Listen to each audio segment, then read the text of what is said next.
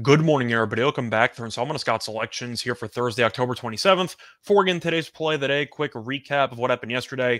Nothing to recap. We ended up giving out a look-ahead play for college football for Thursday, actually. So if you want some Thursday night football action in college, then check out the video before this one because I do have you covered there. But going to pivot to the NFL on Thursday night, looking at a matchup between the Ravens and the Buccaneers, taking place at around 8:15 p.m. Eastern Time. And for this matchup, going to take a player prop on this one. Going to take Tampa Bay tight end Cade Otton over 29.5 receiving yards at minus 115 on DraftKings. Time recording of 12:30 a.m. Eastern Time. Cover reasons why I like the over in this spot. First reason, Otton's been doing very well offensively in terms of receiving yards lately, as Otton has recorded at least 43 receiving yards in 2 of the last 3 games. Plus, he has gotten a recent boost in workload because of some injuries to other tight ends, including starting tight end Cameron Brate. So far this season, Brate has missed 2 games, did not play in Week 5 against Atlanta, and did not play in Week 7 against Carolina.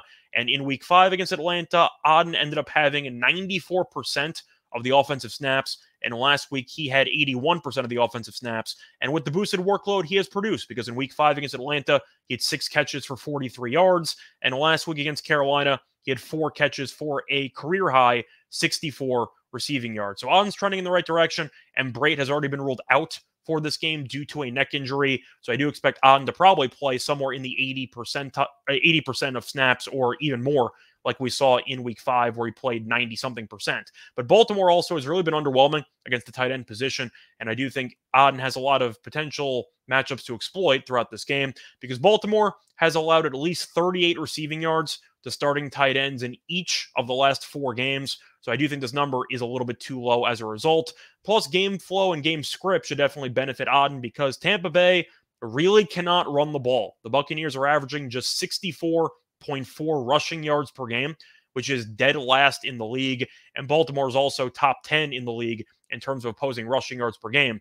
But Tampa should be really focused on using the passing game throughout this game because Baltimore is awful against the pass. The Ravens are allowing 261.3 passing yards per game, which is the 7th most in the league. So Tampa couldn't run it anyway, but since Baltimore can't stop the pass, I do expect to see a pass-happy game plan for Tampa Bay's offense into this home game.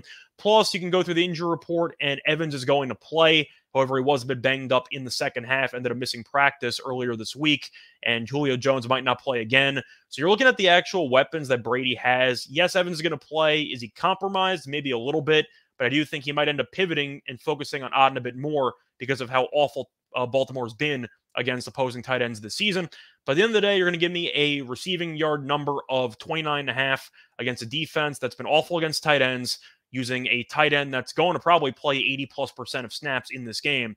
And the fact that Baltimore is really just useless against the pass and Tampa cannot run the ball should result in a lot of extra routes for Otton to run throughout this game. And I do think as a result, he should find his way into the 30s or maybe even 40s after the end of this game. So play that once again here for Thursday, October 27th. Is going to be on Tampa Bay tight end Cade Otton over 29.5 receiving yards at minus 115 on DraftKings. Bye, everyone.